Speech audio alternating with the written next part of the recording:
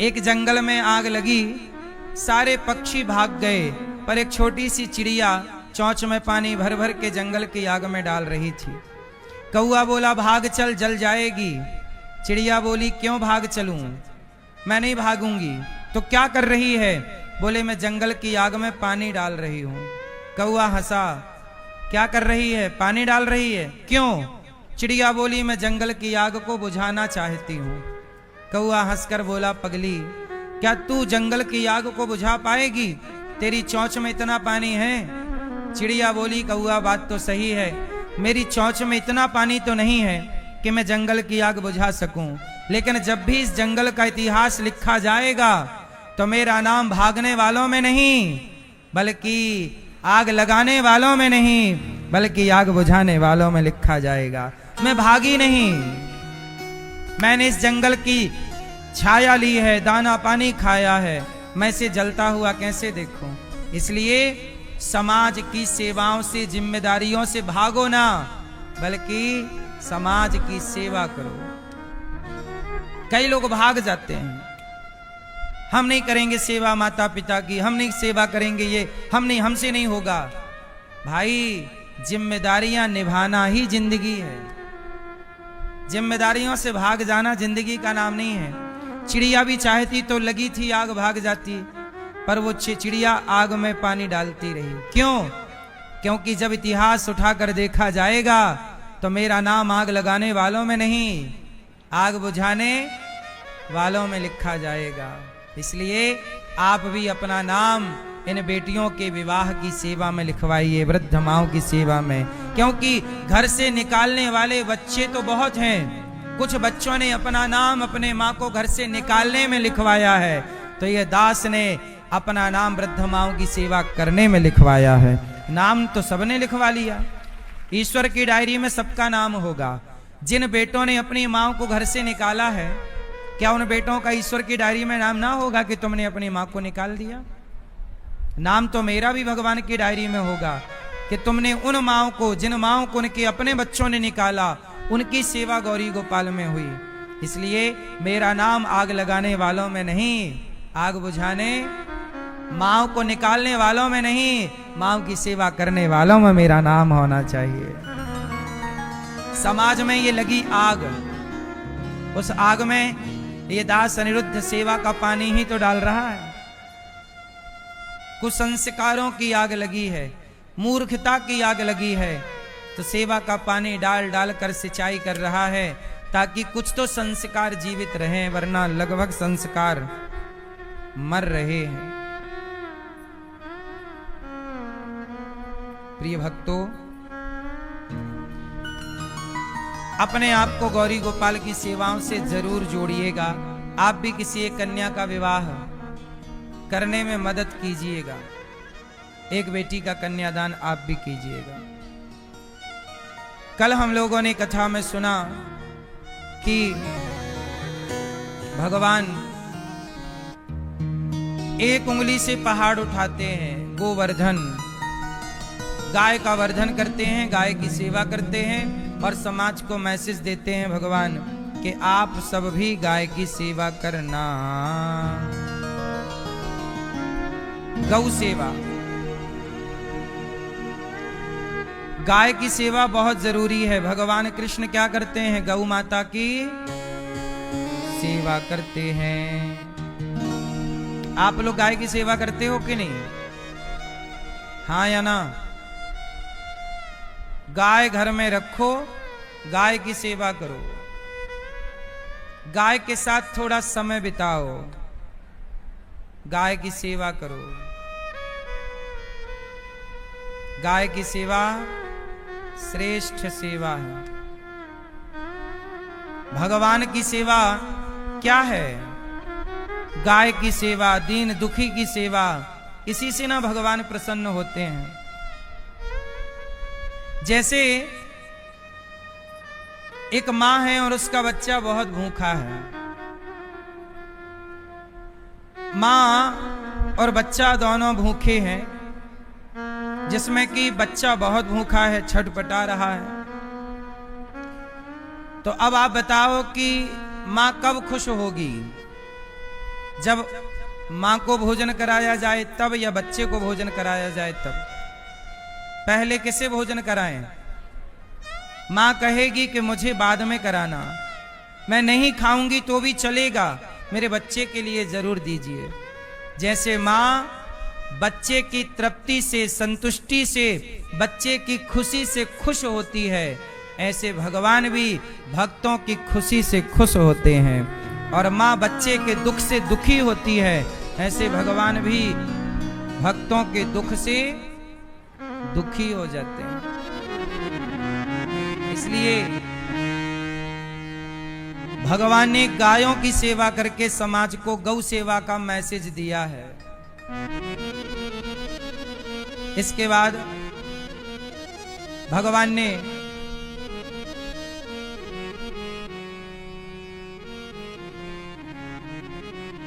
आज यमुना के पुलिन तट पर बांसुरी बजाई और गोपियों को बुलाया। भगवान पिता रात्रि शरदोत्फुल्य मल्लिका वीक्षरन्तुं मनश्चक्रे योगमायामुपाश्रितः।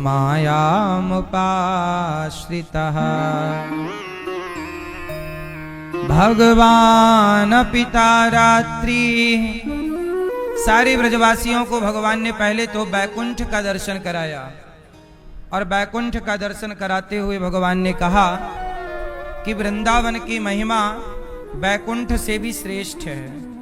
ब्रजवासियों को बैकुंठ का, नंद बाबा को वरुण देवता ले गए, लाए, और बैकुंठ का दर्शन करके ब्रजवासियों ने कहा कि हमें जितना सुख वृंदावन में है इतना बैकुंठ में नहीं। वृंदावन की महिमा प्यारे कोई ना जाने।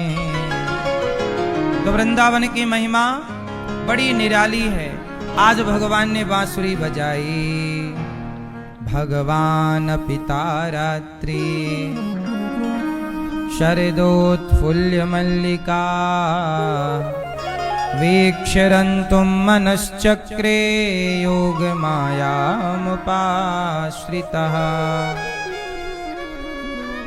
भगवान पिता रात्रि शरदोत्फुल्य मल्लिका। आज भगवान ने यमुना के पुलिन तट पर बांसुरी बजाकर गोपियों को बुलाया।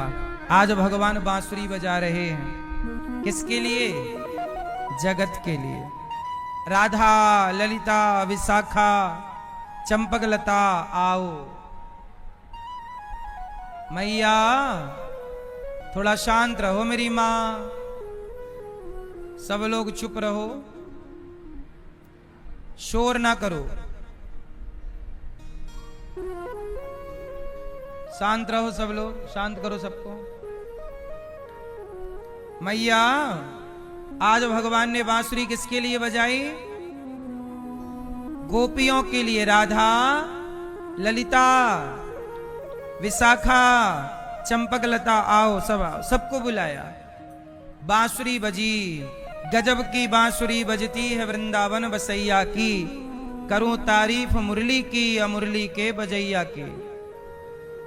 जहां चलता ना काम तीर और कमानों से, वहां बातें होती मुरली की तानों से।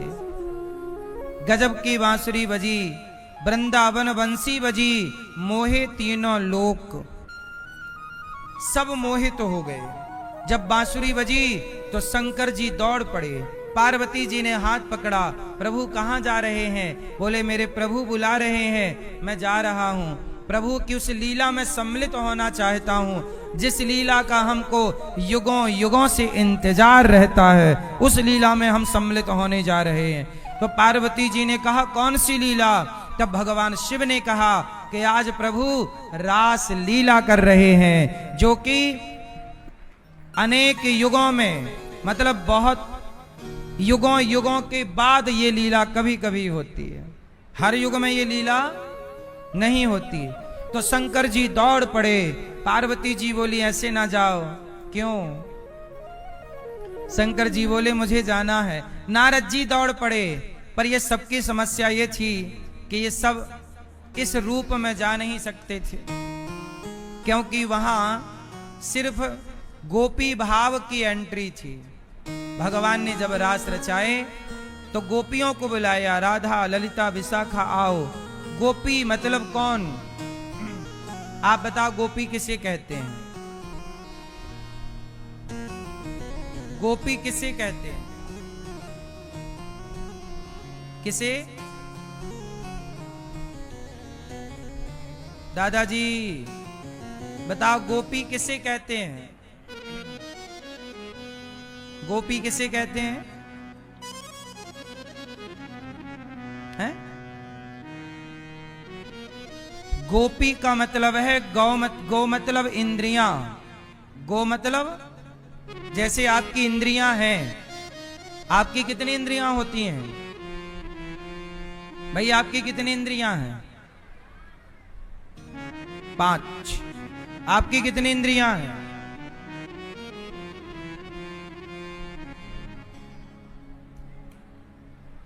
5। आपकी कितनी इंद्रियां भैया चश्मा वाले? 5। भैया आपकी कितनी इंद्रियां हैं? 5। इंद्रियां होती हैं 10। इंद्रियां कितनी होती हैं मेरी मां? कितनी? 5 ज्ञानेंद्रियां, 5 कर्मेंद्रियां। ज्ञान जैसे आंखों से ज्ञान होता है रूप का, कानों से ज्ञान हुआ शब्द का, वाणी से ज्ञान हुआ रस का, चमड़ी से ज्ञान हुआ स्पर्श का, नाक से ज्ञान हुआ गंध का। ये 5 ज्ञान इंद्रियां हैं। रस, रूप रस गंध, शब्द स्पर्श रूप रस गंध। वो 5 कर्मेंद्रियां जिनसे कर्म करते हैं आप लोग। हाथ से कर्म लेना देना, पांव से कर्म चलना फिरना, मुंह से कर्म बोलना बताना, और मूत्र द्वार और मल द्वार। ये 5 कर्मेंद्रियां, 5 ज्ञानेंद्रियां। गोपी मतलब जिन्होंने अपनी इंद्रियों को, इच्छाओं को, जैसे आंख क्या चाहती है? देखना अच्छा रूप। कान सुनना चाहते हैं, चुगली निंदा। कान क्या सुनना चाहते हैं? कथा जितना स्वाद देती है, कुछ लोगों को कथा में स्वाद मिलता है आनंद, कुछ लोगों को निंदा में। हाँ हाँ और सुनाओ क्या हुआ क्या हुआ? तो कानों को सुनना अच्छा लगता है, चुगली निंदा। भक्त को सत्संग। जिह्वा को, आपकी जिह्वा कैसी है? आपकी जबान पे आपको कंट्रोल है? खाने में और बोलने में। ना तो आज के व्यक्ति को खाने में कंट्रोल, ना तो बोलने में कंट्रोल। मैया,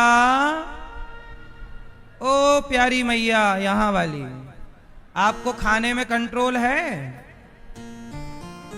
और बोलने में? खाने में कंट्रोल और बोलने में। अच्छा, एक इंद्रिय है चमड़ी, त्वचा। ये त्वचा क्या करती है? स्पर्श। स्पर्श। अभी एक समाचार मिला कि एक स्त्री जिसके 4 बच्चे थे, वो एक आदमी अपने प्रेमी के साथ भाग गई। समझाया लोगों ने कि भाई तेरे 4 बच्चे हैं, तेरा अच्छा पति है, अच्छा चल रहा है, क्यों जाना है उसके साथ? नहीं नहीं मैं तो जाऊंगी। और वो अपने बच्चों को, पति को छोड़ के अपने प्रेमी के साथ भाग गई। और प्रेमी भी 1 साल बाद किसी और के संग भाग गया। ले भैया अब बताओ, वो ना घर की रही ना। अच्छा आप लोग मुझे बता सकते हैं कि वो अपने पति और बच्चों को छोड़ के भागी तो किसके लिए भागी? काय के लिए भागी बताओ जरा। चमड़ी के लिए। किसके लिए भागी? या पुरुष किसी स्त्री के पीछे भागता है तो काय के लिए भागता है? केवल चमड़ी का सुख। एक भूख होती है पेट की।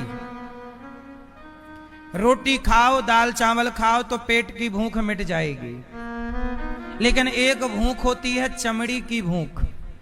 पेट की भूख तो फिर भी दाल चावल सब्जी रोटी से मिट जाती है, पर चमड़ी की भूख ने ही रावण का सर्वनाश कर दिया। बोलो हाँ। इसलिए कहता हूं, भूखों में सबसे खतरनाक भूख कौन सी है?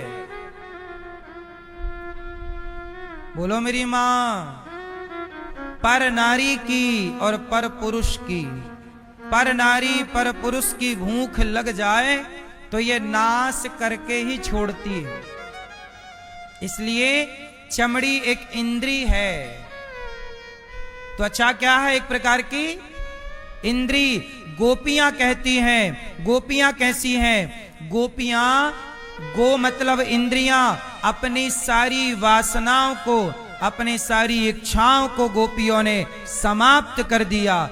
पी मतलब पी लिया, अपनी इच्छाओं को समाप्त कर दिया। जिसने अपनी इच्छाओं को पी लिया अर्थात अपनी इच्छाओं को समाप्त कर दिया, जिन्होंने अपने आप को जीत लिया हो, अपनी इच्छाओं पे कंट्रोल कर लिया हो, उन गोपियों को श्री कृष्ण मिलते हैं और उन गोपियों के संग रास रचाते हैं जिनकी कोई कामना नहीं। गोपियां कैसी हैं? निष्काम।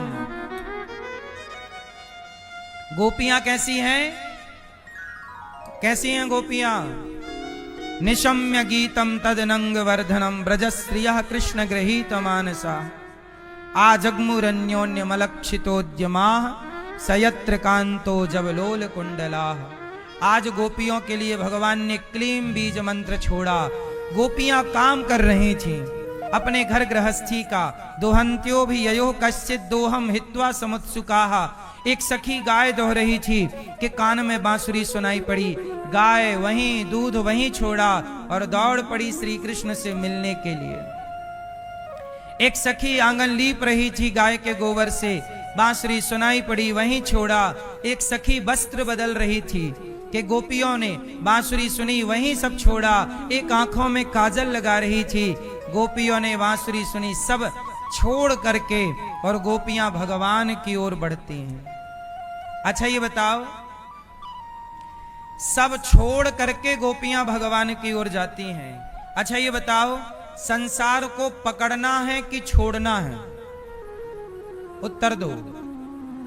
जगत को पकड़ने में, अच्छा बताओ, सुख कहां है? पकड़ने में सुख है कि छोड़ने में? अच्छा आप सब लोग अपना एक हाथ पकड़ो, दूसरे हाथ से ऐसे पकड़ो, जोर से मैया पकड़ो, जोर से। ए मैया, ओ पंचायती मैया, ओ मैया, कर लो पंचायत। हाथ पकड़ो अपना एक हाथ दूसरे से, जोर से पकड़ो। पीले भैया आप नहीं पकड़ेंगे। अब जोर से पकड़ो, कस, थोड़ा ताकत लगाओ, अब छोड़ दो। बताओ पकड़ने में ज्यादा अच्छा लग रहा था कि छोड़ने में? हाँ, यही तो हम आपको समझा रहे हैं कि संसार को पकड़ने में सुख ना मिलेगा, संसार को छोड़ने में सुख मिलेगा। सुखी होना चाहते हैं तो जगत में रहो पर पकड़ के ना रहो। जगत में रहो पर पकड़कर नहीं, छोड़ करके रहो। कैसे? जैसे कमल का पुष्प पानी में रहता है पर पानी को छोड़कर रहता है कि पानी को पकड़कर? जोर से। कमल का पुष्प पानी से अलग है, पानी में रहता हुआ भी पानी से, बोलो हाँ, कमल का पुष्प पानी में रहता हुआ भी पानी से अलग है। ऐसे जगत में रहते हुए भी जगत से अलग रहना है, यही कमल सिखाता है हमें। इसलिए भगवान के हाथ में कमल होता है। भगवान नारायण के एक हाथ में शंख चक्र गदा और कमल। एक हाथ में क्या है भगवान के? भगवान विष्णु के हाथ में कमल। कमल क्यों है? भगवान कहते हैं कि जैसे कमल पानी में रहता हुआ पानी से अलग है, ऐसे आप भी जगत में रहते हुए जगत से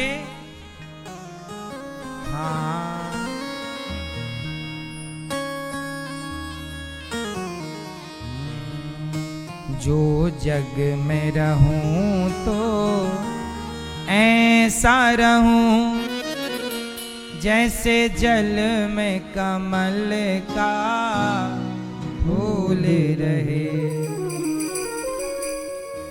जो जग में रहूं तो ऐसे रहूं जैसे जल में कमल का फूल रहे।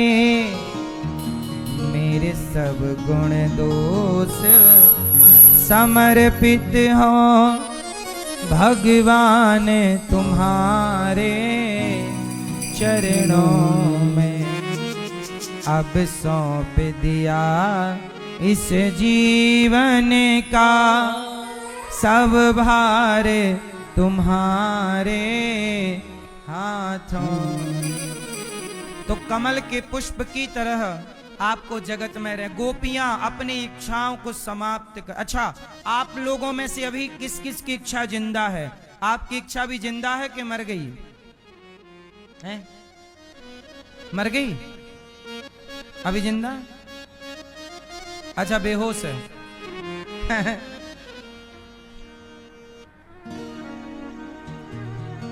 आपकी इच्छा जिंदा है कि मर गई? इच्छा सब तरह की इच्छाएं हो सकती हैं, खाने की, देखने की, छूने की, कुछ भी इच्छा, सब कुछ इच्छाएं हैं। इसलिए हम कहते हैं कोई भी इच्छा अच्छी नहीं है, बस एक ही इच्छा अच्छी होती है। बताओ कौन सी इच्छा सबसे अच्छी है? कौन सी इच्छा अच्छी होती है भैया? पीली मैया बताओ कौन सी? पीले भैया कौन सी इच्छा अच्छी? एक ही इच्छा अच्छी है। कौन सी? हाँ, कन्हैया तुम्हें एक नजर देखना है। भगवान को देखने की इच्छा, भगवान को प्राप्त करने की इच्छा, भगवान से मिलने की इच्छा, बस यही इच्छा अच्छी है। बाकी इस संसार में कोई भी इच्छा अच्छी नहीं है। बाकी सारी इच्छाएं कैसी हैं? परेशान करने वाली हैं। इसलिए गोपियों ने क्या किया? अपनी इच्छाओं को मार दिया। जैसे आपकी जलेबी खाने की इच्छा है और डॉक्टर ने कहा शुगर है और आप खा रहे हैं जलेबी। यदि आपने इच्छाओं को नहीं मारा तो जलेबी खाओगे तो वो आपको मार डालेगी। शुगर है, खाओगे हाई हो जाएगी। तो आपको कई बार अपने स्वास्थ्य के लिए अपनी इच्छाओं को मारना पड़ता है। ये बात सही है कि गलत है? बोलो हाँ। अपनी इच्छाओं को मारना, और मुझे लगता है वही व्यक्ति महान है जिसकी कोई इच्छा नहीं, जिसकी बहुत सारी इच्छाएं हैं। वो रावण लंका में रहता था लेकिन अभी उसकी इच्छाएं बहुत थीं। लेकिन विभीषण लंका में थे, उनकी इच्छाएं कुछ नहीं, एक इच्छा थी। हनुमान जी मिले, विभीषण जी ने कहा आप कौन हैं? मैं राम दूत हूं, प्रभु का भक्त हूं। हनुमान जी से कहा विभीषण जी ने, क्या राम हमें भी मिलेंगे? तो हनुमान जी बोले, असमय अधम सखा सुनु, मोहु पर रघुबीर, कीन्हि कृपा सुमरी गुण, भरे विलोचन नीर। हनुमान जी ने कहा मुझ बंदर को यदि राम मिल गए तो आप तो ब्राह्मण हो, आपको तो भगवान मिल ही जाएंगे। तो विभीषण जी विभीषण जी लंका में रहते हैं, पर उनकी कोई भी इच्छा, एक इच्छा है प्रभु से मिलने की। इसलिए रावण की बहुत इच्छाएं थीं, तो लंका भी जल गई, और विभीषण की कोई इच्छा नहीं थी, तो भगवान भी मिले और संसार का सुख भी मिला। इसलिए भगवान की इच्छा ही सबसे उत्तम इच्छा है। बाकी इच्छाओं का तो कभी कोई अंत ना होना है। किसकी इच्छा पूरी हो गई, एक का नाम बताओ मुझे, बताओ, नाम बताओ, किसकी इच्छाएं पूरी हो गई? आप लोग भी, आपका लड़कपन समाप्त हो चुका, आपकी धीरे धीरे जवानी समाप्त हो रही है, धीरे से बुढ़ापा समाप्त हो रहा है। आपका लड़कपन चला गया, जवानी चली गई, बुढ़ापा समाप्त होने को आया, पर आपकी इच्छाएं अभी तक समाप्त। इसका मतलब ये है कि इच्छाओं का पेट कभी भरता ही नहीं है। इसलिए कहता हूं मेरी मां, इच्छाओं के अधीन मत बनो, इच्छाओं के गुलाम ना बनो। गोपियां यही तो बताना चाहती हैं कि हमारी एक इच्छा है। काम सारा करती हैं गोपियां, पर जब बांसुरी बजी, प्रभु ने पुकारा तो दौड़ पड़ी। संसार का काम करिएगा, संसार जरूरी है, पर कितना? क्या भगवान से जरूरी संसार है? संसार का काम करिएगा, कर्मण्येवाधिकारस्ते, कर्म करना जरूरी है, पर कर्म से आगे प्रभु को रखना है। कर्म से आगे भगवान को रखिएगा, कर्म कीजिएगा। अर्जुन ने कर्म तो किया, महाभारत लड़े कि नहीं? पर अर्जुन ने जब महाभारत की लड़ाई लड़ी, तो ये बताओ अपने से आगे किसे रखा? अर्जुन ने अपने से आगे किसको रखा? भगवान को। भगवान कृष्ण आगे हैं और अर्जुन रथ में पीछे हैं। जो व्यक्ति अपने से आगे प्रभु को रखकर कर्म करता है, उसकी विजय जरूर होती है। इसलिए अपने को रखिए, अपने को रखिए पीछे, और प्रभु को रखिए। हाँ, कई बार आप लोग इतने आगे निकल जाते हो। एक बार क्या हुआ, एक बहुत बड़ा रेसर था, मतलब दौड़ने वाला व्यक्ति, रेसिंग करता, वो गोल्ड मेडलिस्ट था, मतलब कई बार गोल्ड जीता, मेडल जीता उसने, दौड़ने में सबसे टॉप था, उसकी बराबर से कोई दौड़ नहीं पाता। एक दिन क्या हुआ, उस दौड़ने वाले भाई साहब के घर में एक चोर घुस गया और उसके गोल्ड मेडल उसने और उसका सोना वोना जो भी उसके घर में चोरी करी। और जब चोरी करी तो चोर भागा, तो साहब ने देख लिया, मतलब जो चैंपियन थे दौड़ में, उन्होंने दे, अच्छा चोर तूने चोरी की, भाग, तू मेरे घर में आज गलत घुस गया, तू भाग। अब चोर भागा, तो ये तो दौड़ने में चैंपियन था, भागा भागा, तो इसको लगा यार चोर तो मेरे से आगे निकल रहा, तो चैंपियन भाई साहब चोर से आगे निकल गए, तू मेरे से आगे, मैं देख, आगे निकल गए। और साहब दौड़ते दौड़ते आगे गांव में पहुंच गए, तो लोगों ने कहा भाई साहब आज सवेरे सवेरे दौड़ रहे हो? अरे बोले चोर मेरे से आगे आगे जा रहा था, मुझे लगा मेरे से आगे, मैं उसके आगे हो गया। बोले घर से निकले किसके लिए थे? बोले चोर पकड़ने के लिए। चोर पकड़ में आया? नहीं, चोर रह गया पीछे, जिसे पकड़ने निकले थे वो रह गया पीछे, और खुद आ गए आगे। यही हालत आज की है। जिस परमात्मा को पाने के लिए जगत में आए, वो परमात्मा तो पीछे छूट गया, खुद अपने को आगे करके दुनिया में भागे जा रहे हैं। कहाँ जा रहे हैं, क्यों जा रहे हैं, पता ही नहीं, बस जा रहे हैं। आप लोग भी सवेरे से शाम तक दौड़ते हैं, क्यों दौड़ते हो? क्यों भाई साहब? सवाल कर लो एक आपसे, पैसा कमाते हो? बताओ किसके लिए कमाते हो, क्यों कमाते हो? हैं? परिवार के लिए। भाई आप पैसा कमाते हो किसके लिए हैं? परिवार के लिए कमाते हैं। भाई आप पैसा कमाते हो, आप किसके लिए कमाते हो? जोर से, जोर से। परिवार के लिए। आप पैसा कमाते हो किसके लिए? परिवार के लिए। आप लोग उत्तर क्या दे रहे हैं? हम पैसा कमाते हैं परिवार के लिए।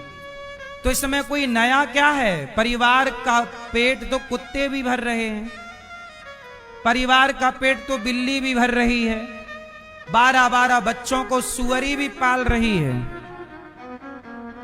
बोलो हाँ, तुम 2 ही ना पाल रहे हो, 4 ना पाल रहे हो, 12 बच्चे सुअरी पाल रही है। आप कहते हो हम परिवार के लिए आप कमा रहे हैं किसके लिए? परिवार के लिए। अब यही सवाल आप मेरे से करिए कि अनिरुद्धाचार्य जी आप पैसा किसके लिए कमाते हो? करो सवाल, मेरे से करो ये सवाल। कर लिया? उत्तर सुनो। मैं पैसा कमाता हूं किसके लिए? देखो, आप परिवार के लिए कमाते हो, परिवार का पेट तो सुअर भी भर ही रहा है, लेकिन ये दास कमाता है कि मैं कमाऊंगा तो इस पैसे से उन माओं की सेवा करूं जिनके अपनों ने साथ ना दिया। 300 माओं के लिए कमाता हूं। मैं कमाता हूं गुरुकुल में पढ़ रहे, गौरी गोपाल गुरुकुल में 150 से ज्यादा बच्चे पढ़ते हैं। उन बच्चों को कमा के पढ़ाना लिखाना योग्य बनाना है। मैं गुरुकुल में बच्चों को क्यों पढ़ाता हूं? जो गुरुकुल में बच्चे पढ़ते हैं ना, वो गीता पढ़ते हैं, वेद पढ़ते हैं, उपनिषद पढ़ते हैं, व्याकरण पढ़ते हैं। एक बात बताओ, क्या सरकार किसी भी स्कूल में गीता पढ़ा रही है? क्या सरकार किसी भी स्कूल में वेद पढ़ा रही है? जब नहीं पढ़ा रही है तो हमें और आपको गीता को बचाना है कि नहीं? तो गीता पढ़ाने के लिए उन बच्चों को तैयार रखना पड़ेगा। जैसे हमारे गुरुजी ने हमें पढ़ाया, अब तो हमारे गुरुजी चले गए, लेकिन वो चले गए पर हम जैसे बच्चों को तैयार करके गए हैं जो समाज की सेवा में लगे हुए हैं। अब हम जब मरेंगे तो हमें भी कुछ ऐसे बच्चे तैयार करने हैं जो राष्ट्र की सेवा करते रहें, जो गीता को जिंदा रखें, जो रामचरितमानस को जीवित रखें, जो उनकी बातें समझा सकें, समझ सकें, जो गीता का अर्थ समझा सकें, वेदों का अर्थ समझा सकें। इसलिए हम गुरुकुल में बच्चों को पढ़ाते हैं। तो हम पैसा कमाते हैं तो उन बच्चों के लिए, गायों के लिए। आज गौशाला, गाय आजकल बूचड़ खानों में कट रही है। हम 400 गाय की सेवा करते हैं, 150 नंदी की सेवा करते हैं। हम कमाते हैं गाय के लिए, गौरी गोपाल गुरुकुल में बच्चों के लिए। आज देखो हम कमा रहे हैं इन बेटियों के लिए। ये बेटियों का विवाह होगा, यहाँ से 25 बेटियों का, पिछले महीने 21 बेटियों का, अब 25 बेटियों का, आने वाले महीनों में 100 बेटियों का, फिर उसके बाद 150, फिर 400, तमाम बेटियों का विवाह करते रहेंगे। तो बताओ, हम भी कमा रहे हैं। अपनों के लिए ना कमाया करो, अपनों का तो गुजारा हो ही जाएगा। सबके लिए, सबके हित में, सर्वे भवन्तु सुखिनः, सदा ये भाव रखो कि हम समाज की सेवा करेंगे, हम देश की सेवा करेंगे। अपनों का पेट तो सब भर ही रहे हैं। आप कौन सा बड़ा काम कर रहे हो? आप अपने 2 बच्चों को पढ़ा लिखा के वो तुम्हारे 2 बच्चे बड़े होके तुम्हें गिलास भर पानी नहीं देते, ये तुमने पढ़ाया है। जिन बच्चों के लिए कमाए वही बच्चे बड़े होके तुम्हें गिलास भर पानी देने को तैयार। तुम्हारी बूढ़ी माँ अकेली रहती है, तुम भी तो बहू हो, कितना पानी दे रही हो अपने सास को? जो बहुएं दे रही हैं उन बहुओं को हम प्रणाम कर रहे हैं, वरना तुम्हारी भी सास बुढ़ी बेचारी कमरे में है, तुम पानी नहीं दे रही हो अपनी बहू सास को।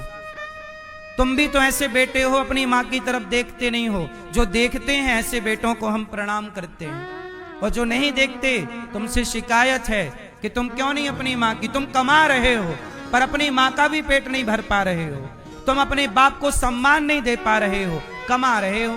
क्या कमाई तुमसे अच्छा क्या कहें तुम्हें?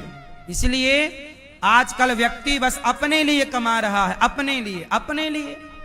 अपना पेट तो सब भर ही रहे हैं, सभी में बांट कर खाए उसे इंसान कहते हैं। अपने लिए ना सोचा करो, थोड़ा सबके लिए सोचा करो। सर्वे भवन्तु सुखिनः वसुधैव कुटुम्बकम। है ना, ये दास अनिरुद्ध अपने लिए नहीं सोचता। मैं अपने लिए सोचता तो गुरुकुल बनाने की क्या जरूरत थी, बिना बनाए मेरा काम चल रहा था। वो 10 लाख रुपए महीना खर्चा है मेरा गुरुकुल का। गौरी गोपाल गुरुकुल में बच्चे पढ़ते हैं ना, 10 लाख रुपए महीने का खर्चा है। 150 बच्चों का रखना, 150 से ज्यादा बच्चे हैं, उनका भोजन, उनका नाश्ता, उनकी पढ़ाई, कॉपी किताब पेन, उनको पढ़ाने वाले टीचरों को सैलरी, एक एक टीचर को मैं 50-50 हजार रुपए सैलरी देता हूं। व्याकरण पढ़ा रहे हैं, सारे बच्चे अच्छा पढ़ रहे हैं। मैं जिन बच्चों को पढ़ा रहा हूं अच्छा परिणाम ला रहे हैं बच्चे। संस्कृत बोलते हैं फटाफट, जो विषय और बच्चे साल भर में तैयार करते हैं, हमारे गुरुकुल के बच्चे वो विषय 2 महीने में तैयार कर लेते हैं। केवल पढ़ना, केवल पढ़ना, अच्छे से पढ़ना। अभी हम एक विद्यालय बनाने जा रहे हैं, कक्षा 1 से लेकर 12वीं तक, CBSE बोर्ड का, जहां बच्चे 1 से लेकर 12वीं तक पढ़ेंगे CBSE बोर्ड की शिक्षा। और केवल पढ़ेंगे नहीं, शिक्षा ही नहीं, हम संस्कार भी देंगे बच्चों को। माँ बाप की सेवा का संस्कार, बड़ों की सम्मान का संस्कार, ये संस्कार भी देंगे, शिक्षा भी संस्कार भी। आजकल की शिक्षा संस्कारहीन हो गई है। बड़े बड़े स्कूल कॉलेज में शिक्षा है, संस्कार नहीं। अपना पेट भरू विद्या है। सोचो, पढ़ाई आपने भी की है, पढ़ाई हमने भी की है। फर्क इतना है कि आपकी पढ़ाई से आप अपने परिवार की, अपने बारे में सोचते हैं। हमारी पढ़ाई ने हमें सबके बारे में सोचने के लिए मजबूर किया है। शिक्षा वह है जो सबके काम आए, शिक्षा वो नहीं है जो अपने ही बस काम आए। क्या कहते हो आप? बात का बुरा ना मानना मेरी, परंतु अपने बारे में ही ना सोचा करो साहब। कोई भूखा है उसके बारे में सोचा करो। आप किसी बेटी का विवाह, आपके अगल बगल, आपके घर में काम वाली बाई आती है, वो आपके घर में झाड़ू पोंछा करती है, वो कहती है बहन, जो भी आपको कहती है मैडम, भैया, वो मेरी बेटी का विवाह हो रहा है। आप उसकी बेटी के विवाह में तुम्हारे घर में झाड़ू पोंछा करती है, क्या तुम उसकी बेटी का विवाह अपने पैसे से नहीं करा सकते? क्या उसे 20-25-50 हजार का सहयोग नहीं कर सकते? यदि कर सकते हो तो कर लो। इतने की तो तुम दारू पी जाते हो, लेकिन क्या मजाल कि तुम्हारी इंसानियत जाग जाए। दारू पी जाएंगे लाख रुपया की, काम वाली बाई की बेटी का ब्याह नहीं कराएंगे। और ये दास अनिरुद्ध देखो, इन बेटियों के विवाह के लिए आपसे भिक्षा मांगता है, सेवा करता है। इंसानियत क्या होती है? हमारे गांव में ये दास अनिरुद्ध, मैं जिस गांव में पैदा हुआ हूं, मेरे गांव में किसी भी बेटी का विवाह होता है ना, मैं उस बेटी के विवाह में सालों पहले से, जब से मैंने होश संभाला, जब से काम शुरू किया, तब से आज तक किसी भी बेटी का विवाह होता है तो मैं उनकी बेटियों का विवाह आपके आशीर्वाद से, उनके बहन के दान दक्षिणा देकर, बहुत सारा धन धान्य से लेकर बारातियों के भोजन तक की पूरी व्यवस्था यह दास करने का प्रयास करता है। आज भी करता है। हम करते हैं, अपने लिए नहीं कमाते। हम सोचते हैं कि मैं कमा सकता हूं, मैं कमा सकता हूं और मैं कमाता हूं, मैं कमा सकता हूं, लेकिन मैं सबके लिए कमा सकता हूं। आप कमाते हो अपने लिए, आपकी मेंटेलिटी क्या है? अपने लिए कमाओ बस। नहीं, आप थोड़ा और मेहनत कर लो ना। आपकी मेहनत से कोई बच्चा पढ़ लिख के योग्य हो जाए, क्या नुकसान है? आपके मेहनत से, आपके पैसे से कोई बेटी का घर बस जाए, क्या नुकसान है? कमा तो रहे ही हो, अपने लिए तो कर ही रहे हो, अपनों का तो पेट भरता ही रहेगा। इत्र की दुकान वाला होता है ना, वो अपने को इत्र नहीं लगाता, दूसरों के इत्र लगाते लगाते खुद महकने लग जाता है। जो दूसरों को खुश रखता है ना, उसे भगवान खुश रखते हैं। जो दूसरों के बारे में सोचता है ना, उसके बारे में भगवान सोचते हैं। इसलिए अपने बारे में सोचते हो।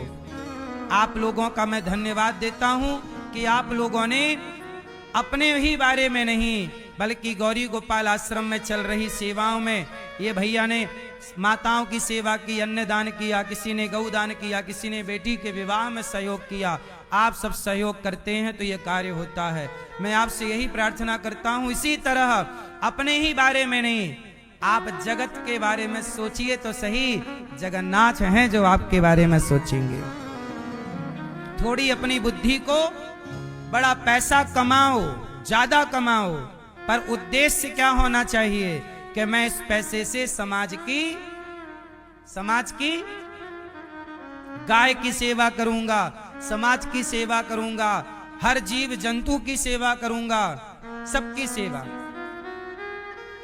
सबकी सेवा। सेवक सबसे बड़ा है, सेवक। इसलिए कहता हूं सेवक बनो। भक्ति करना बहुत सरल है। बैठो और राम राम जपो, सीताराम सीताराम सीताराम, राधा राधा, कृष्ण कृष्ण, हरिमन श्रीमन नारायण। बहुत आसान है बैठ के नाम जपना, लेकिन पैसा कमाकर अपने पैसे से किसी भूखे को रोटी कराना, किसी प्यासे को पानी पिलाना, किसी बच्चे को पढ़ा लिखा के योग्य बना देना, ये माला जपने से कई गुना श्रेष्ठ काम है। क्या कहते हैं आप लोग? सही है कि गलत है? आज लोगों ने कठिन काम छोड़ दिया, सरल करेंगे, बैठेंगे, माला जपेंगे। माला जपो, हम मना नहीं कर रहे हैं, पर इस माला के जपने से ज्यादा श्रेष्ठ काम है सेवा। लक्ष्मण जी ने क्या पकड़ा? उत्तर दो। लक्ष्मण जी ने क्या पकड़ी? सेवा। हनुमान जी ने क्या पकड़ा?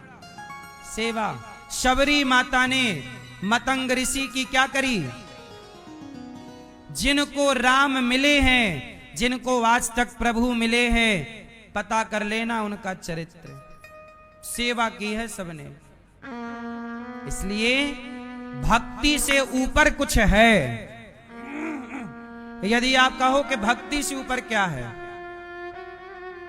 तो भक्ति से ऊपर भी कुछ है। श्रवण कुमार ने कौन सी माला जपी थी बताओ जरा? श्रवण कुमार ने केवल अपने बूढ़े बाप की, बूढ़ी मां की सेवा की। आज त्रेता के बाद द्वापर चला गया, ये कलयुग चल रहा है। कलयुग में भी वो श्रवण कुमार हृदय में, लोगों के दिल में जीवित है, जिंदा है। किसके बल पर? इसलिए आज सेवा कोई नहीं करना चाहता। आपसे कहो कि पानी पिला दो, नहीं, हम नौकरानी हैं क्या? सेवा नहीं। आजकल ना सास की सेवा बहू करना चाहती, ना बाप की सेवा बेटा करना चाहता। आजकल लोग अपने अपने कर्तव्य का पालन नहीं करना चाहते, भाग रहे हैं सब, करना ना पड़े। भाई से भाई का प्रेम खत्म हो गया, भाई की सेवा नहीं करेगा। जमाने भर के दोस्त हैं, फेसबुक व्हाट्सएप इंस्टाग्राम पे देखो तो हजारों फ्रेंड हैं, पर अपने खुद के भाई से तू मैं चल रही है। दुनिया भर से दोस्ती करेगा पर अपने भाई से लड़ेगा। सही है गलत है? फिर दिखावे की जिंदगी बहुत जी रहे हैं लोग, वास्तविकता कुछ और ही है। दुनिया भर दोस्त है तुम्हारी, खुद का भाई से तुम्हारा कैसा व्यवहार है? इसलिए ठीक करिए अपनी इन आदतों को, ठीक करिए अपने आचार विचार को, ठीक करिए अपने संस्कार को। ये दास अनिरुद्ध तो आपसे छोटा है, मैं तो आप सबसे छोटा हूं, सेवा करता हूं, मुझे अच्छा लगता है। जब मैं मरकर जाऊंगा भगवान पूछेंगे अनिरुद्धाचार्य क्या करके आए हो, अपना हिसाब दो। मैं एक एक दिन का, एक एक महीने का, एक एक साल का, एक एक घंटे का हिसाब दूंगा कि प्रभु इस तारीख को मैंने ये सेवा की थी। वृद्ध माँ की गौरी गोपाल में 24 घंटे भोजन चल रहा है। बताओ ये सेवा नहीं है? मेरे से किसने कहा कि तुम 24 घंटे भोजन बांटो? कहां बट रहा है 24 घंटे भोजन? बताओ। मेरे से किसी ने कहा नहीं, ना किसी का दबाव है। मेरी श्रद्धा है कि द्वार पे आया अतिथि चाहे दिन में आए चाहे रात में आए, उसे भोजन मिलना चाहिए। अन्नदान से बड़ा कोई धर्म नहीं है साहब। इसलिए मैं आप लोगों से कहता हूं, और मेरे कहने से आप जब अन्नदान करते हैं तो आप भी पुण्य के अधिकारी हो जाते हैं। इसलिए जीवन में अपनों का पेट भरना बड़ी बात नहीं है। चिड़िया भी अपने बच्चों के मुंह पे दाना डाल रही है। थोड़ा सोच बदलो अब, हाँ या ना? किसके लिए कमाओगे? कर सकते हो। हम ये नहीं कहते तुम लाखों का दान कर दो, नहीं, हम कहते हैं तुम्हारे आसपास तुम्हें कोई दीन दुखी दिख रहा है, कोई ऐसा बच्चा दिख रहा है जो पढ़ना चाहता है पर पैसे नहीं हैं, आप उसकी हेल्प कर सकते हैं। कोई बेटी है, बाप है, विवाह करना चाहता है बेटी का, गरीब है, मजदूर है, तुम्हारे घर की काम वाली बाई हो सकती, उसकी भी आप हेल्प कर सकते हैं। बोलो हाँ। भगवान गोपियों से कहते हैं, गोपियां सब छोड़ करके आई हैं, प्रभु ने सबको पुकारा, आओ स्वागतम वो महाभागा, प्रियम किम करवाणि वह। सारी गोपियों को बुलाया, स्वागतम वो महाभागा, प्रियम किम करवाणि वह। सारी गोपियां आईं। भगवान ने सारी गोपियों से कहा, आओ सखियों, ये बताओ यहां क्यों आई हो? यहां बोलो, क्यों आई हो? आने का उद्देश्य क्या है? तब भगवान से गोपियों ने कहा कि प्रभु आपने बुलाया बांसुरी बजाकर, हम चली आई। गोपियां बोली, प्रभु आपने बुलाया है। भगवान बोले, मैंने तो बांसुरी बजाई, जाओ अपने अपने घर। पति कैसा हो, अंधा हो, लंगड़ा हो, बहरा हो, पति की सेवा करना चाहिए। पति कैसा भी हो मेरी माँ। अच्छा बता, पति को छोड़ देना चाहिए? बोलो,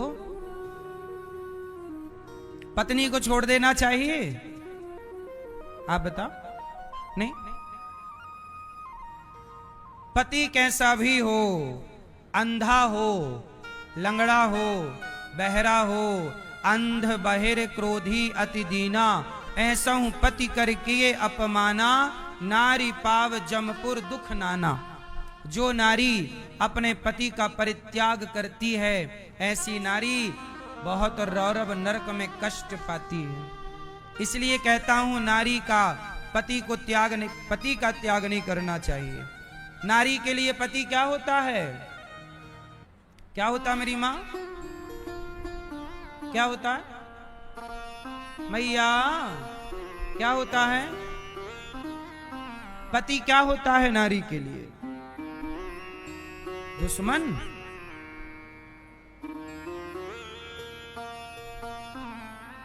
मैया, ओ गुलाबी मैया, मैया, ओ झोला वाली मैया, पीली मैया,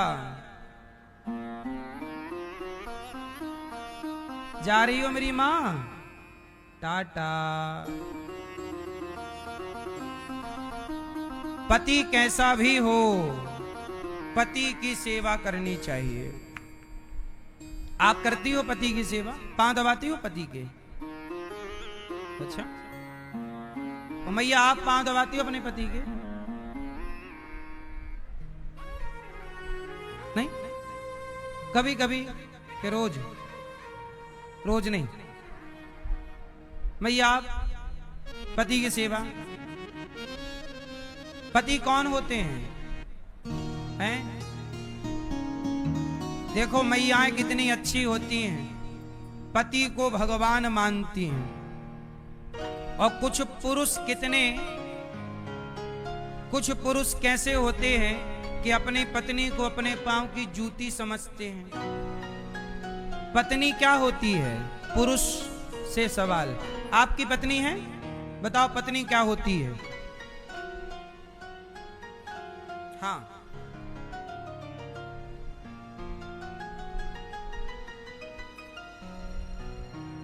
कौन सी देवी? चंडी, काली, कामाख्या हैं? कौन सी देवी है? काली, महाकाली, भद्रकाली, चामुंडा, क्या है? शांति देवी। कहां आपकी पत्नी? ढूंढो। आप पति को क्या मानती हो? हैं? पर में वो आपको भगवान मान रही हैं और आप क्या मान रहे हो?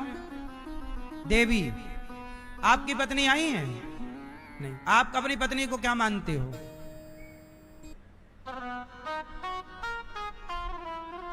बताओ, इतना टाइम है?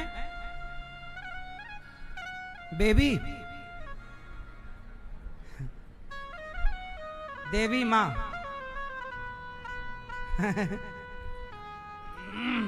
सुनो, भगवान कण कण में रहते हैं कि नहीं? बोलो हाँ। तो पत्नी में भी भगवान रहते हैं कि नहीं? आपसे सवाल। यदि भगवान कण कण में हैं, तो पत्नी कण कण से बाहर तो नहीं है? पत्नी के भीतर भी भगवान का वास है और पति के भीतर भी भगवान का वास। इसलिए हर प्राणी में भगवान का भाव रखना चाहिए। सबके भीतर एक परमात्मा, एक शक्ति विद्यमान है।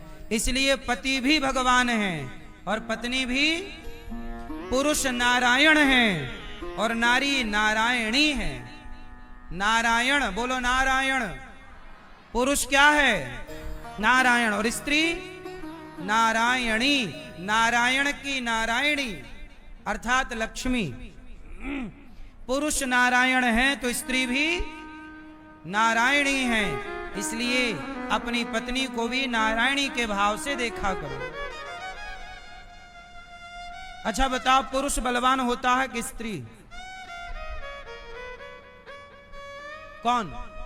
दादाजी बताएंगे कौन बलवान है? भैया आप बताओ कौन बलवान? जो सब लोग बताओ कौन? इस संसार में सबसे बलवान है स्त्री। कितनी बलवान है कि स्त्री यदि मुस्कुरा भी दे किसी पुरुष की तरफ देखकर, स्त्री मुस्कुरा भी दे पुरुष की तरफ देख के, तो पुरुष मर जाता है।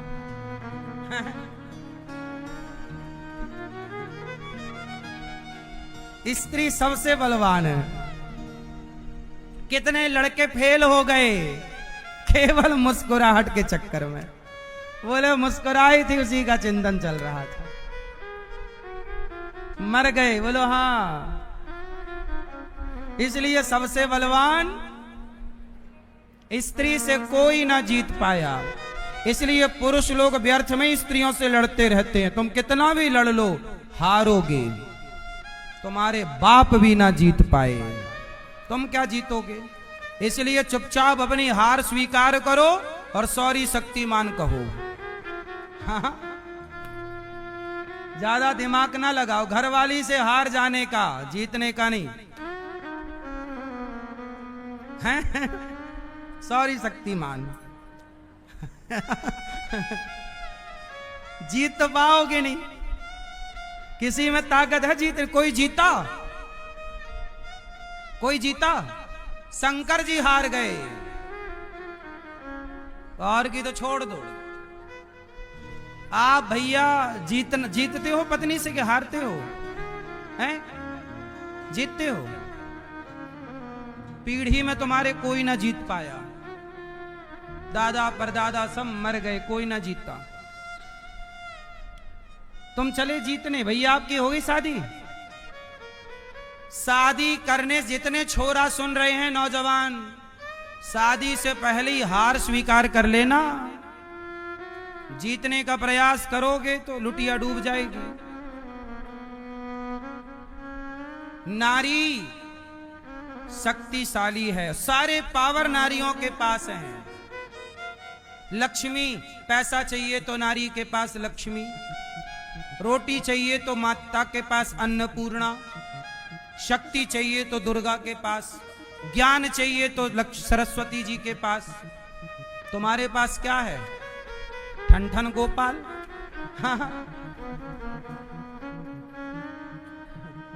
हमारे दुल्हा राजा भी सुन रहे हो? आज शादी हो रही है आपकी। पत्नी से जीतोगे कि हारोगे? बोलो, हारोगे? हाँ, समझदार पुरुष है जो पत्नी से हार स्वीकार कर लेता है। चलो मैं हार गया, तुम जीत। और झगड़े तब बढ़ते हैं जब आदमी जीतने का प्रयास कर। मैं कम हूं क्या? तू कितना भी लड़ पगले, जीतेगा नहीं।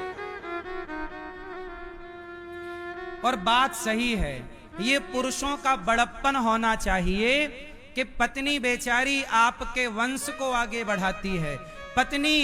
पत्नी की महिमा ज्यादा क्यों है? अच्छा ये बताओ, पत्नी आपकी है, पत्नी का परित्याग क्या है? जरा मेरे दुल्हे राजा सुनेंगे, आज से आपकी पत्नी ने आपके लिए क्या क्या त्यागा, एक स्त्री का बलिदान क्या है। जरा स्त्री का चरित्र, स्त्री की कथा सुनिएगा, फिर आप निर्णय कीजिएगा कि स्त्री की भूमिका जीवन में कितनी है। सुनिएगा, स्त्री का जब विवाह होता है तो वो विवाह के पहले पिता के गोत्र से जानी जाती है, पर विवाह के बाद वो पिता का गोत्र त्याग देती है और पति के गोत्र से जानी जाती है।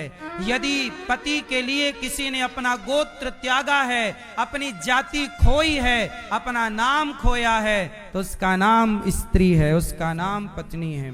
जिसका त्याग देखिए पति में मिल गई, ऐसे समा गई जैसे समुद्र में गंगा समा जाती है, अपना अस्तित्व मिटा देती है, अपने नाम अपना गोत्र को समा। पेट उसका होता है, दर्द वो सहती है, पर बच्चा आपका कहलाता है, वो वृद्धि आपके वंश की करता है, जबकि दर्द कौन सहता है? नारी। बच्चे को पाल पोस कर बड़ा करती है, वह बच्चा कुछ भी करता है पिता के नाम से जाना जाता है, इसलिए आपके वंश की वृद्धि करता है। इसलिए नारी का त्याग, नारी का सम्मान, नारी का समर्पण जितना है, जितना समर्पण नारी करती है, और किसी का समर्पण हो तो बताओ जरा, मुझे समझाओ कौन है? एक सन्यासी होता है, जो सन्यास लेता है तो अपना नाम गोत्र जात त्याग देता है। जो त्याग भारत का सन्यासी करता है, वही त्याग भारत की स्त्री करती है अपने पति के लिए। माथा उसका होता है, मांग तुम्हारे नाम की होती है, पेट उसका होता है, बच्चा तुम्हारे नाम का होता है, गला उसका होता है, मंगलसूत्र तुम्हारे नाम का होता है। एक पत्नी ही है कि पति के मर जाने के बाद भी वो तुम्हारे नाम की विधवा रहकर गुजार देती है, लेकिन वो किसी पराये पुरुष की ओर नजरें उठाकर नहीं देखती। ये चरित्रवान नारी केवल भारत में होती है। ऐसी नारी का भी तुम सम्मान ना कर पाए तो फिर धिक्कार है तुम्हारे जीवन को। नारी का सम्मान करना सीखो। नारी चाहे पत्नी के रूप में हो, चाहे माँ के रूप में हो, चाहे पुत्री के रूप में हो, नारी का सम्मान, नारी की इज्जत हर पुरुष को करना चाहिए। इसलिए नारी का त्याग ज्यादा है, नारी का समर्पण ज्यादा है, इसलिए नारी को पहले नंबर पे रखा गया। अच्छा बताओ, माता और पिता दोनों को तराजू में रखा जाए तो किसका पलड़ा भारी होगा? आंसर दीजिए, उत्तर दीजिए भैया, किसका? ए छोरा, किसका पलड़ा भारी है? जोर से। तुम अपनी माँ को प्रणाम करते हो? माँ की बात सुनते हो? माँ की बात मानते हो? माँ से प्यार करते हो? आज के नौजवान लड़के माँ से प्यार नहीं करते, पड़ोसन से प्यार हो जाता है। माँ से प्यार किया कर बेटा, माँ भगवान से कम नहीं। मैं नहीं जानता भगवान को, अरे भगवान को जानने के लायक भी मुझे माँ ने ही बनाया है, माँ ने ही बताया है कि ये भगवान होते हैं। बताओ, भगवान का परिचय सबसे पहले किसने कराया था? फिर भगवान से भी मिलाने वाली माँ है। ये मंदिर है, ये राम जी हैं, ये शंकर जी हैं, ये कृष्ण हैं, किसने बताया था? फिर माँ गुरु होती है, हर बच्चे की पहली गुरु माँ होती है। इसलिए अपने माँ को माँ तो समझो, गुरु भी समझो। वो सब कुछ है तुम्हारी, वही तुम्हारी माँ है, वही तुम्हारा भगवान है, वही तुम्हारा गुरु। बाद में होगा कोई गुरु, लेकिन पहली गुरु सबकी माँ होती है। तो माँ और पिता को पलड़े पे रखो तो किसका भारी होगा? किसका? माँ। माँ का त्याग केवल माँ जानती है। इसलिए माँ का सम्मान सबको करना चाहिए, पत्नी का सम्मान सबको करना चाहिए। शास्त्र कहते हैं पत्नी का सम्मान, राम जी ने पत्नी के सम्मान और स्वाभिमान के लिए रावण की लंका जला दी थी। राम ने कि रावण तूने मेरी पत्नी का अपहरण करके अपमानित किया है, मैं अपनी पत्नी का सम्मान लौटाऊंगा, अपनी पत्नी का अपमान ना कीजिएगा। कोई कर दे तो राम ने लंका जला दी उसकी जिसने अपमान किया। इसलिए तुम्हारी पत्नी तुम्हारी अमानत है, तुम्हारी पत्नी का कोई अपमान ना करे, इसका ख्याल तुम्हें रखना चाहिए। और नारी का भी धर्म है कि पति कैसा हो, लंगड़ा हो, बहरा हो, अंधा हो, गरीब हो, अपने पति का त्याग ना कीजिए। पति परमेश्वर की तरह है। एक दूसरे तुम दोनों क्या हो, साइकिल के पहिए की तरह हो। एक दूसरा, साइकिल का पहिया एक खराब हो जाए तो एक से काम ना चलेगा। ऐसे साइकिल के दो पहिए हैं, पति और पत्नी। फिर आप दोनों मिल करके अपनी जिम्मेदारियां पूरी करो, माता पिता की, सास ससुर की सेवा करो, है ना। और पति भगवान की तरह आदर हो, पति का भगवान की तरह इज्जत हो पति की। हम कहते हैं दोनों एक दूसरे का आदर करो, दोनों एक दूसरे की क्या करो, इज्जत करो। आप अपनी पत्नी को आई लव यू बोलते हो हैं रोज की, कभी रोज नहीं, क्यों? प्यार की जरूरत रोज नहीं पड़ती हैं? रोटी की जरूरत रोज है, पानी की जरूरत रोज है। अरे जिसके जीवन में ज्यादा प्रेम है वो व्यक्ति बहुत सुखी है। वाणी से, यदि मेरे अच्छे बोलने से आप खुश हो रहे हैं तो मेरे बोलने में खर्चा कितना है। इसलिए कहता हूं पैसों से दिल ना जीतो तो अपनी वाणी से ही दिल जीत लो। किसको पैसा चाहिए आज? किसी को नहीं। आप सब यहां आए कोई पैसा लेने छोड़ी आए हैं, यहां केवल दास अनिरुद्ध की वाणी सुनने आए हैं। और जब वाणी सुनने आए हैं तो मैं अपनी वाणी से क्यों ना आपकी सेवा करूं, आपके हृदय को प्रसन्नता से भर दूं। मेरा क्या खर्चा है? इसलिए आप किसी को अच्छा बोलकर, मीठा बोलकर प्रसन्न कर सकते हैं, तो कड़वा क्यों बोलना है? कहते हैं ना, वाणी ऐसी बोलिए मन का आपा खोए और को शीतल करे। आपा हूं शीतल, इसलिए क्यों भैया आप अपनी पत्नी को आई लव यू बोलते हैं क्या? नहीं, रोज, कभी कभी मैया बोलते हैं। आप बोलती हो कि नहीं? जिंदगी में प्रेम होना चाहिए। जिसके जीवन में प्रेम अधिक है, चाणक्य कहते हैं सुनो, जिसकी पत्नी पति की आज्ञाकारिणी हो, मतलब जो पत्नी आज्ञा मानने वाली हो, बात मानने, जिस आदमी, जिस पुरुष की पत्नी आज्ञाकारी हो और जिस पुरुष का पुत्र आज्ञाकारी हो, यदि पत्नी और पुत्र आज्ञाकारी है आपके, तो आपसे अमीर इस धरती पे कोई नहीं है। और यदि आपका बेटा आज्ञाकारी नहीं है, आपकी पत्नी आज्ञाकारी नहीं है, तो आप जितना गरीब कोई नहीं। दौलत से कोई अमीर नहीं है साहब, दौलत बहुतों के पास है, पर लोगों को बुलाओ यहां तो जाते हैं वहां। दादाजी आपकी पत्नी आई हैं, कहां है? आप बोलते हैं आई लव यू? नहीं, नहीं बोलते? बोलते हैं। देखो दादाजी से सीखो, प्यार सदा जवान रहता है और प्रेम को जवान ही रखना चाहिए, इसे बुढ़ा ना होने दो। सही है? जिसके जीवन में प्रेम नहीं है वो मरा हुआ है।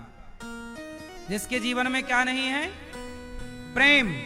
प्रेम, प्रेम माँ से हो, प्रेम पिता से हो, प्रेम पत्नी से हो, प्रेम पति से हो, प्रेम बच्चों से हो, बच्चों का प्रेम माँ बाप से हो, और सबका प्रेम भगवान श्रीमन नारायण से हो, जगन्नाथ जी से हो।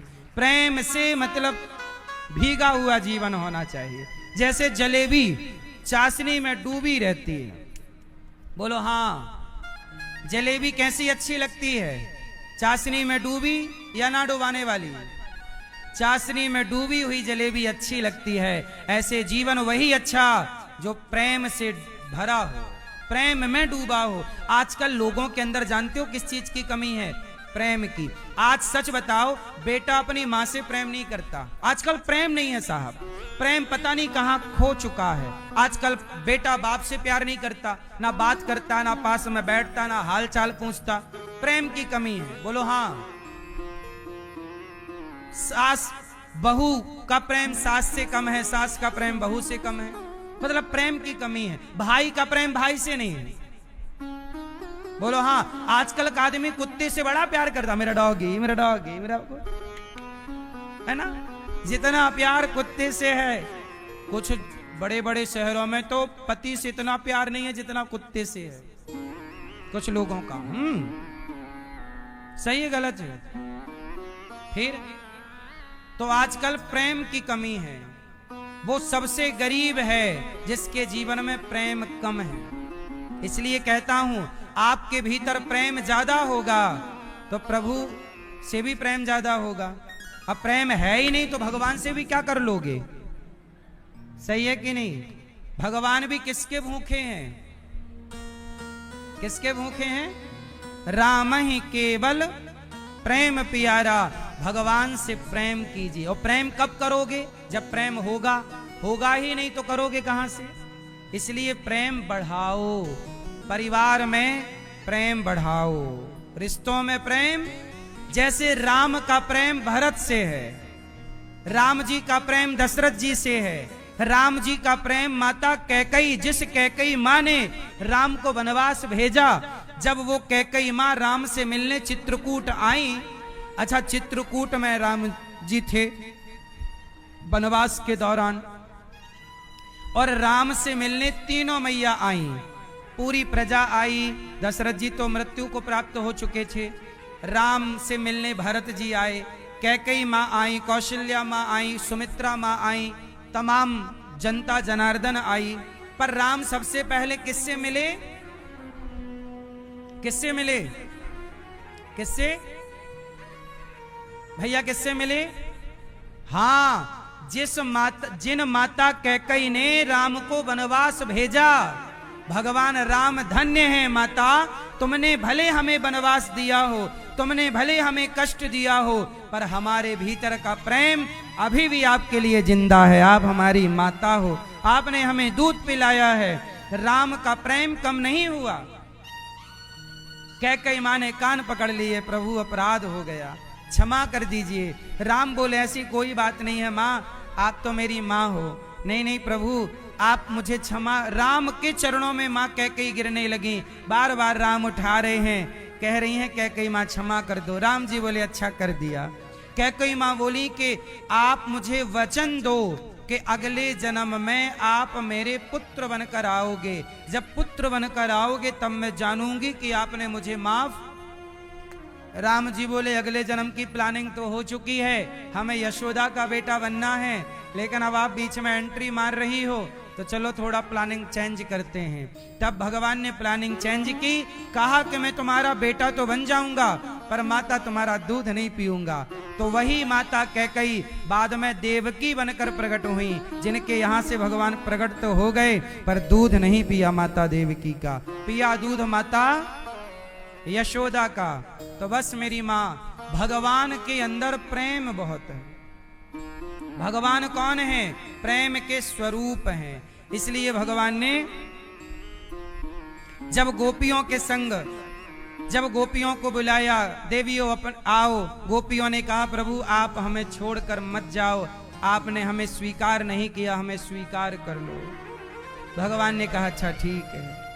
तब गोपियों के संग भगवान रास रचाए। जितनी गोपियां उतने कृष्ण, पर गोपियों को अभिमान आ गया कि मैं बहुत सुंदर हूं। अच्छा, जहां अहंकार आता है वहां से भगवान अंतर्धान हो जाते हैं। अच्छा, बिहारी जी के मंदिर में पर्दा लगता है कि नहीं? बार बार क्यों लगता है बताओ जरा। मैया बताओ, बिहारी जी के मंदिर में बार बार पर्दा क्यों लगता है? क्यों मेरी माँ?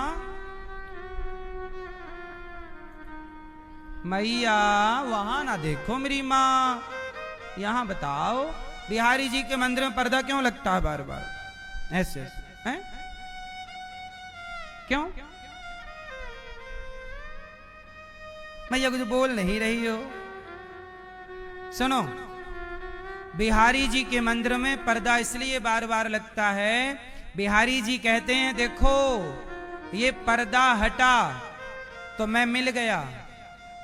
तो भगवान ने कहा कि देख भैया, मैंने तो अपने सामने का पर्दा हटा लिया, अब तू भी तो अपने सामने का अहंकार का पर्दा हटा। तू मुझे कहां मिल रहा है? भगवान तो मिल गए, पर सच बताएं आप खोए हैं, आप नहीं मिले। अच्छा सच बताओ, जैसे आप दिख रहे हैं क्या ऐसे आप हैं? आपके अहंकार का पर्दा जब हटेगा तो आप कुछ और हैं। अभी आपके भीतर कौन सा पर्दा है? आपके अंदर अहंकार है। बिहारी जी ने कहा मैंने तो अपना पर्दा हटा लिया, तो भी तो हटा अपना। आपके अंदर जो अहंकार है, जब तक वो अहंकार नहीं हटाओगे। अच्छा आपके अंदर अहंकार है? लाल मैया आपके अंदर अहंकार है? नहीं, पता नहीं, मैं किससे पूछने जाऊं? मैया आपके अंदर अहंकार है? भैया आपके अंदर है? अहंकार, हमारे अंदर सूक्ष्म अहंकार भी है। कौन कौन सा? जैसे उदाहरण से, भैया आपके कितने बच्चे हैं? 2। आपके? 2। आपके? भैया भैया आपके कितने बच्चे हैं? भैया मैया आपके कितने बच्चे हैं? 2। और वो लाल बालों वाली मैया आपके कितने बच्चे हैं? 3। और मैया आपके कितने बच्चे हैं? कितने? 8। 3। पीछे वाली मैया कितने बच्चे हैं? आपके कितने बच्चे हैं? 10। मैया लाल पीली हरी गुलाबी मैया कहां चली? जा रही हो मेरी मां? जा रही हो? गुस्सा हो गई क्या? कितने बच्चे हैं आपके?